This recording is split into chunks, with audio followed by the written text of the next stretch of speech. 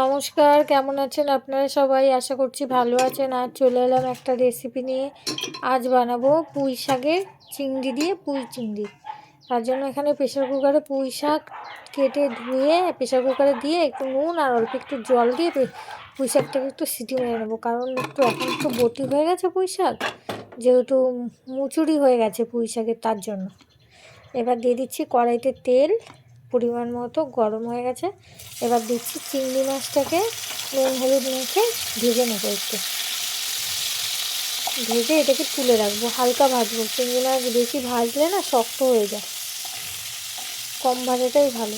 অনেকে কাঁচাও রান্না করে। এবার ওই চিংড়ি মাছ ভাজা হয়ে গেছে, ওই তেলের ওপর দিয়ে দিচ্ছি আলু। আর ওইদিকে পুঁই শাকটা কিন্তু সেদ্ধ হয়ে এসছে, দুটো সিটি মেরে নামিয়ে নিয়েছিলাম। আলুটাকে একটু ভেজে নেবো এবার।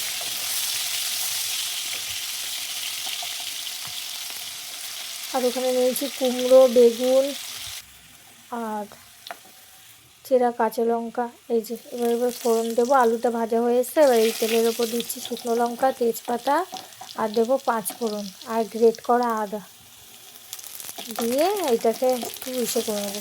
এটা নিরামিষভাবেই রান্না, শুধু চিংড়ি মাছটাই পড়ছে এটার মধ্যে। গ্রেট করা আদাটা দিয়ে দিচ্ছি, দিয়ে এটাকে আরেকটু ভেজে নেবো। এবার দিয়ে দেবো সবজিগুলো, শিম, কুমড়ো, বেগুন আর কাঁচা লঙ্কা চিরা, দিয়ে এটাকে একটু ভেজে নেবো। এইভাবে রান্না করলে না খেতে কিন্তু খুবই ভালো লাগে।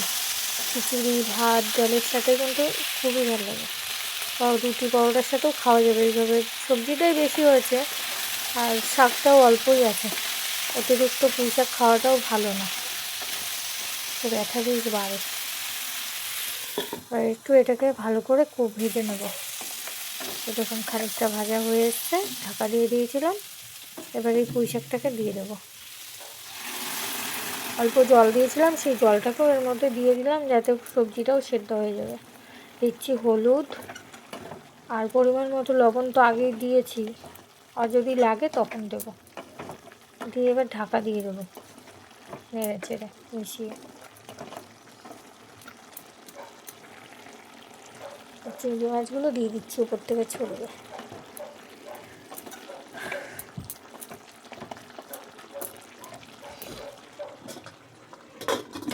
ঢাকা দিয়ে দিচ্ছি। এবার এটাকে হতে দেবো মিডিয়াম আছে আর কি, লো টু মিডিয়ামে। এই যে খানিকটা হয়ে এসছে। এবার দিচ্ছি একটু লঙ্কার গুঁড়ো আর একটু দিচ্ছি ভাজা জিরের গুঁড়ো, আর দিচ্ছি পরিমাণ মতো একটু চিনি। চিনিটা দিলে পুঁই শাকের যে কষটা ভাবটা থাকে, সেই কষ ভাবটা কেটে যায়। এবার এটাকে ভালো করে জলটা শুকিয়ে নেব। বেগুন, আলু সব সেদ্ধ হয়ে এসছে। এবার এটাকে শুকাবো ভালো করে, শুকিয়ে ওপর থেকে ধনেপাতা ছড়িয়ে নামিয়ে নেবো। কেমন হলো আপনারা জানাবেন। লাইক, কমেন্ট, ফলো, আর ইউটিউব থেকে দেখলে চ্যানেলটাকে সাবস্ক্রাইব করে আমার পাশে থাকবেন। আবার দেখা হবে নতুন কোনো ভিডিওর সাথে। ততক্ষণ আপনারা ভালো থাকবেন, সুস্থ থাকবেন। এবার ধনেপাতা ছড়িয়ে নামিয়ে নেব।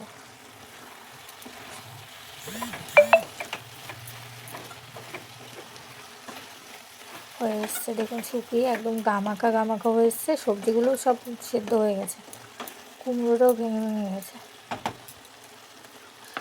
নামিয়ে নেব। আজ তাহলে আসি, টাটা, বাই বাই। কেমন লাগলো অবশ্যই কমেন্ট করবেন।